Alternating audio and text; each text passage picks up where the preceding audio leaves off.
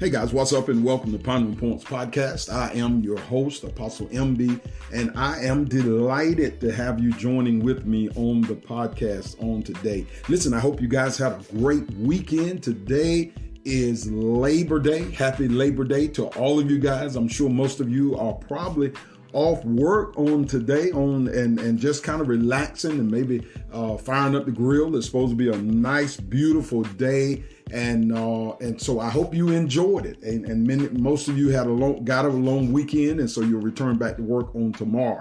And so again, I hope that you're staying safe and that you are enjoying yourself. Listen, I got a couple points I want to share with you on this morning. And I want to talk from a topic of help yourself. Help yourself.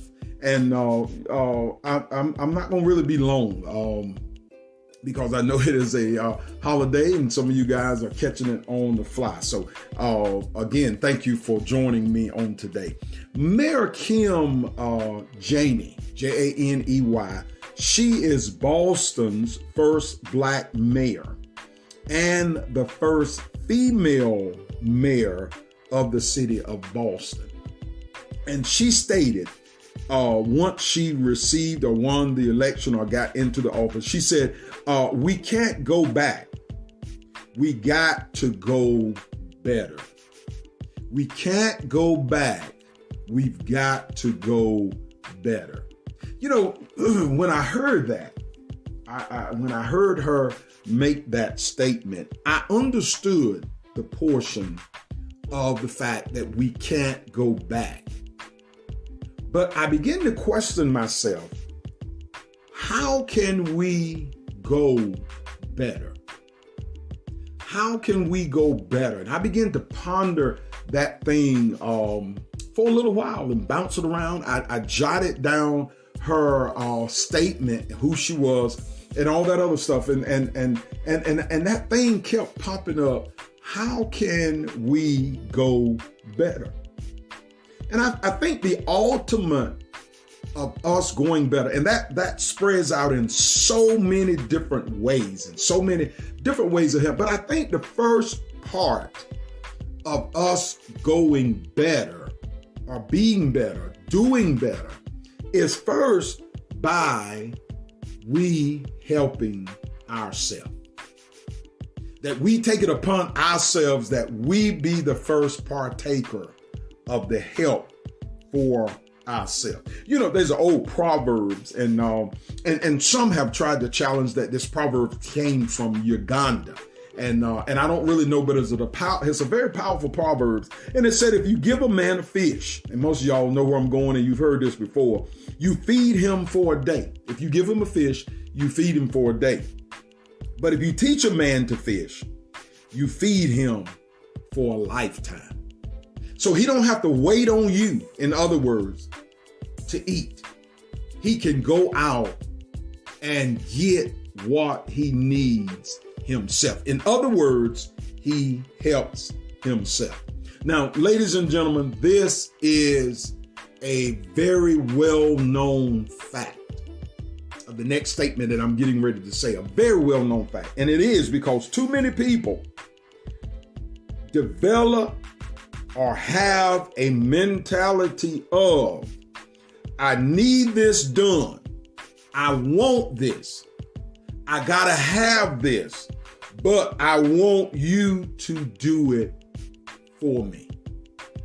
Too many people have that mentality, and oftentimes they never get it done or receive it because they're not willing to get out and help themselves. You know, and again, guys, y'all know how I roll, you know how I operate, and I'm going to always try to give you scripture or some type of reference. And all through the Bible, there are so many things that refers to us of doing things ourselves.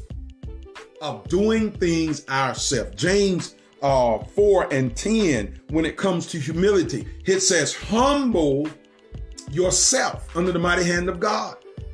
You know, there's numerous scriptures of telling us to humble ourselves, because pride of course, is an issue. So you've got to develop a way how to bring yourself into a place. Let me tell you a quick story, and I'm going to give you 3 points, and I'm going to be out of the way. There's a story in the Bible, in the Old Testament, dealing with a man by the name of David.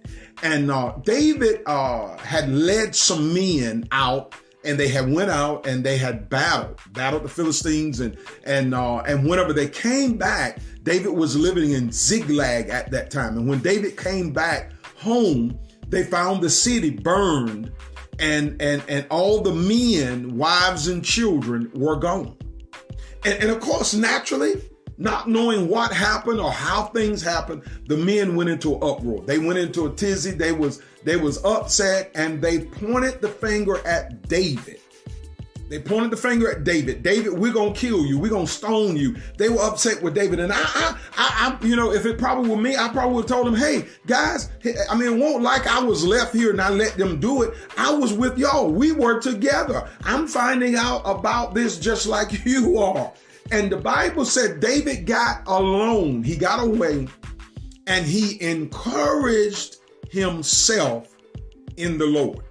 He strengthened himself. He spoke to himself because, listen, he had to be careful, because if we're going to do better, if we're going to go better, if I'm going to resolve this problem, I first got to get myself together. And oftentimes, ladies and gentlemen, we want stuff, but are we willing to come to a conclusion or a place to say, I'm going to do what I need to get done for my life? Give a man a fish and you'll feed him for a day. Teach him how to fish, and you'll feed him for a year. Literally for a lifetime, actually. A couple of points that I want to share with you on today. Number one, 3 points are really when it comes to helping yourself, really just making sure you are doing better in your life. Point number one, you got to learn to invest in yourself.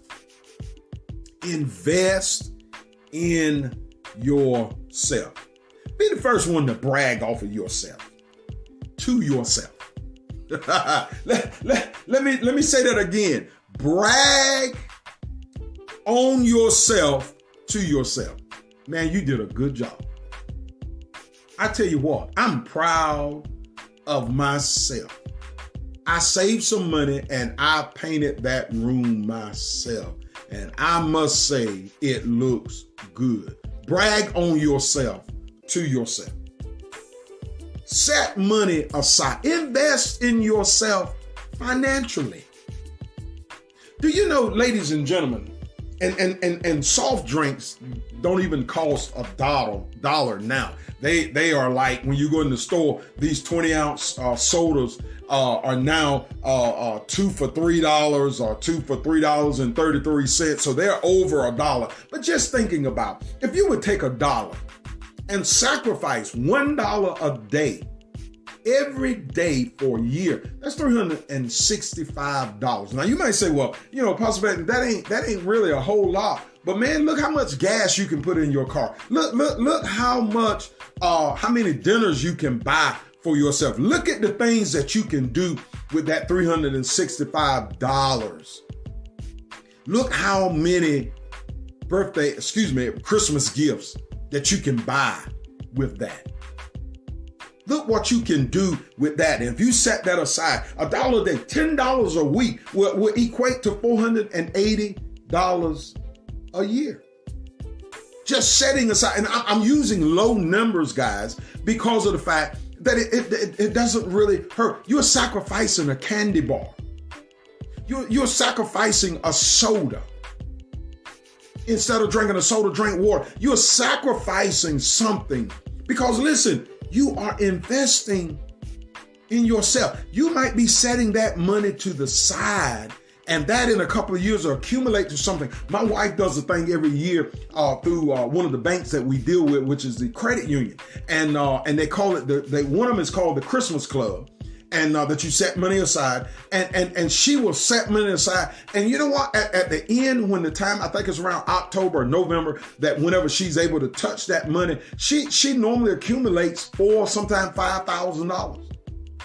That's money that she had extra that she set off. And she just basically take that money, take 5 or 6 or maybe 1,000 out for buying Christmas gifts and roll that other over into the savings account. And that accumulates over a period of time. What are you doing? You're investing in yourself so that you don't take that, you can take that extra money and let that be something that you can use. Put a set of tires on your car. Whatever, something is going to happen that you don't have to dig in your nest egg. You've got something set aside that you've accumulated so that there won't be a struggle.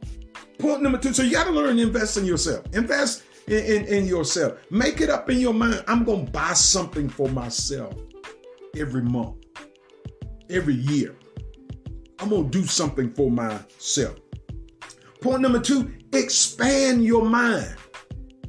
Expand your mind. There's a phraseology that says a mind is a terrible thing to waste. That is where we are not expanding our mind. Reading, studying. Make a pact with yourself. I'm going to learn something new every month. I'm going to accomplish something. If it's only that every month, I'm going to read a book in the Bible. And I'm not going to stop until I complete all 66 books. I'm going to learn more. I'm going to listen, because that's expanding your mind. You might not, you may be in a job that you don't really need a degree or you don't need to get another degree to move forward or to move up, but expand your mind. Take some little minor mini courses, little courses that you can get a certificate or certification within a few months. Take something small so that you are expanding your mind so that you just don't sit still and not know more.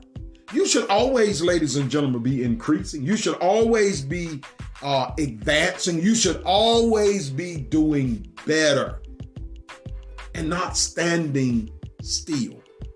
Point number 3, and the final thing, be your own cheerleader team. And you might say, well, Apostle Beckton, that's investing in yourself, bragging on yourself. Be your own cheerleader team. See, that's what David did. He encouraged himself. The Bible doesn't say that what David said, but I believe that David probably told himself, you need to get up. You don't need to be like these other guys and they crying and they threatening and they all upset. You don't need to fall into that stage. You need to get up because you are a leader. And as a leader, you need to go and prepare yourself and at least try to find these women and these children. A little comical thing that I read one time that it said that this man one morning his mother went into the room and told him, "Get up, it's time for church." And he was laying in the bed and he said, "I'm not going to church. I don't want to go to church." And she said, "You got to go to church." And the man said, "Why do I have to go to church?" And his mother's reply was, "Because you're the pastor." We listen here, guys. We have to be the type of people that we be our own cheerleader team. I can do this. I can do this. I can go back to school and get that degree. I can do that. And every A you make, every good grade you make, every test that you pass, cheer yourself on. Yes, I knew I could do it. Yes, I knew I could do it. What are you doing? You're being your own cheerleader team. So when you learn to do that, you don't need other people to brag off of you. You don't need other people to pat you on the back. You don't need other people to encourage you. It feels good. Don't get me wrong.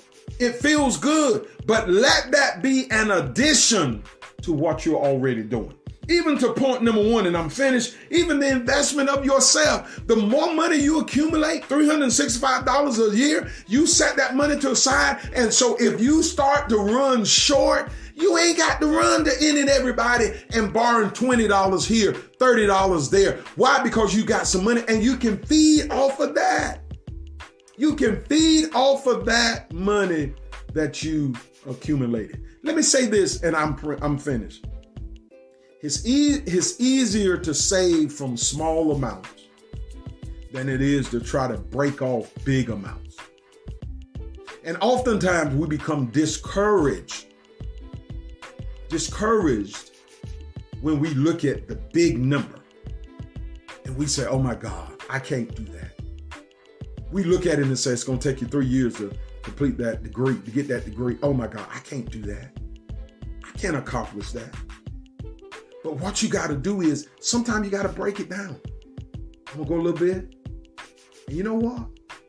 Each semester, each quarter, a couple of classes, but I stay consistent, keep going, and I accomplish that. That's how, ladies and gentlemen, you help yourself. You invest in yourself, expand your mind, and be your own cheerleader team. And if you'll do that, guys, you'll bounce up. You be out early fishing because they done taught you how to fish. And you say, you know what? I don't need you to give me no more fish. Matter of fact, let me turn the favor and start giving you fish because of the fact that I'm catching more than what I need. That's how you do, guys. And that's how you help yourself.